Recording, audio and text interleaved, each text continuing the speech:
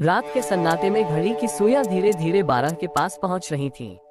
कमरे के अंदर दीपक अकेला बैठा अपने कंप्यूटर स्क्रीन पर आंखें गड़ाए हुए था। स्क्रीन पर एक ईमेल खुला हुआ था जिसका सब्जेक्ट था तुम्हारा सच जानता हूँ। ईमेल भेजने वाले का नाम नहीं था, बस लिखा था अगर जान बचानी है तो तुरंत निकल जाओ। दीपक के माथे पर पसीने की बूंदें छलक आई।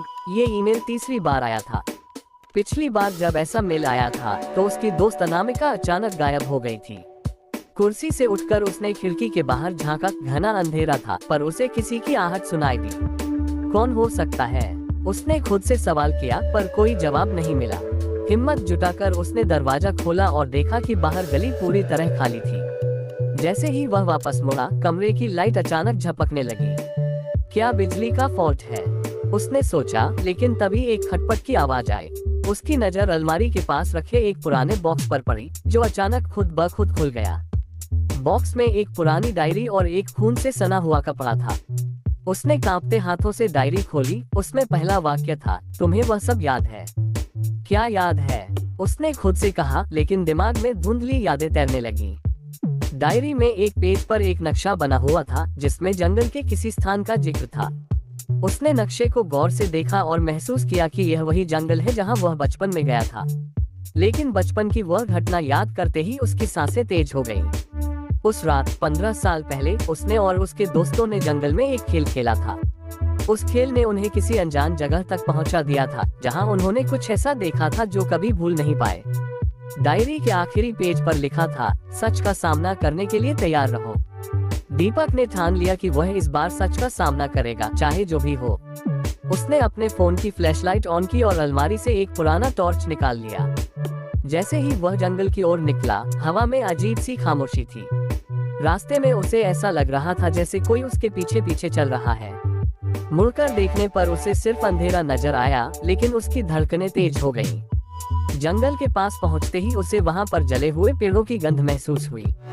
यहाँ कुछ अजीब हो रहा है, उसने खुद से कहा और नक्शे को फिर से देखा।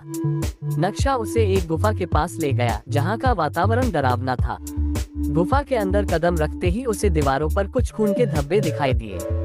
उसने साहस बटोरकर गुफा में और गहराई तक जाने का फैसला किया। अचानक उसकी फ्लैशलाइट बंद हो गई और वह धूप अंधेरे में घिर गया। कोई है, उसने चिल्लाकर पूछा, लेकिन जवाब में सिर्फ गूंज सुनाई दी। गुफा के अंदर से किसी के रोने की आवाज आ रही थी।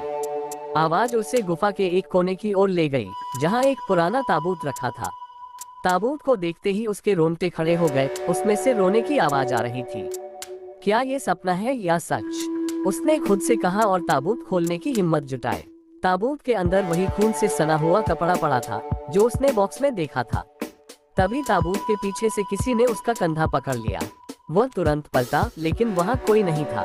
गुफा की दीवार पर अब एक अजीब सा संदेश उभर आया, तुम्हें वापस लाना ही होगा।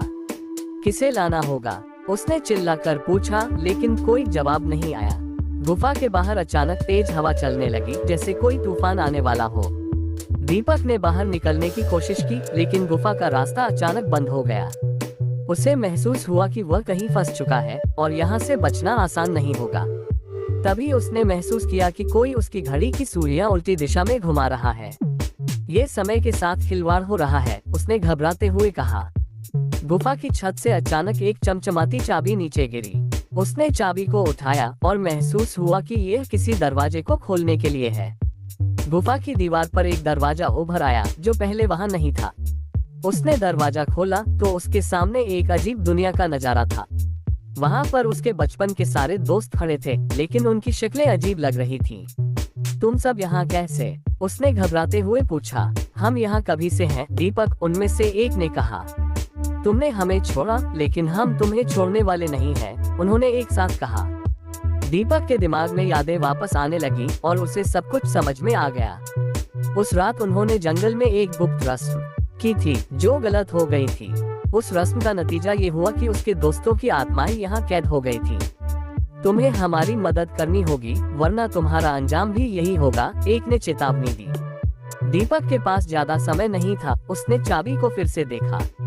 तभी उसे एक और संदेश दीवार पर उभरता दिखाई दिया, बलिदान ही समाधान है।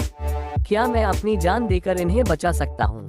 उसने खुद से पूछा, लेकिन उसने ठान लिया कि वह अपने दोस्तों को इस नरक से निकाल कर रहेगा। उसने गुफा के अंदर छुपे एक प्राचीन अलौकिक मंत्र को पढ़ना शुरू किया। मंत्र पढ़ते ही तेज रोशनी हुई और गुफा में हर चीज हिलने लगी।